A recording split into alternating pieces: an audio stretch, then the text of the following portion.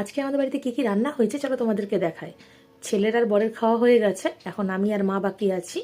এখানে হয়েছে দেখো, এই যে গরম গরম ভাত, আর এখানে হয়েছে শিম আলু ভাজা। তোমরা কারা কারা শিম আলু ভাজা খেতে ভালোবাসো কমেন্ট করে অবশ্যই জানিও। আর এটা হচ্ছে আমার বরের সব থেকে প্রিয় জিনিস, নিম বেগুন। দেখো, যদিও আমি খাই না, যাই হোক। আর এখানে হয়েছে মাটন, দেখো আলু দিয়ে মাটন কষা, তোমার একদম লাল লাল ঝাল ঝাল করে মাটন কষা। আমি এখন একটু গরম করে নিচ্ছি মাটনটা, আবার একটু ভালো করে খাওয়ার আগে।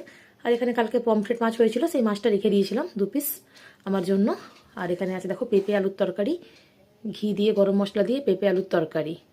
আর তার সাথে এখানে আছে দেখো এই যে ভেন্ডি আলুর তরকারি। আর আছে এখানে মিষ্টি আমের চাটনি, দেখো তোমার কিশমিশ দিয়ে আর আম দিয়ে চাটনি বানিয়েছি। আর এখানে আছে আমার একটা প্রিয় জিনিস, মাগুর মাছের কাঁচকলা দিয়ে ঝোল, যেটা খাওয়া কিন্তু খুব উপকারী। চলো বাই।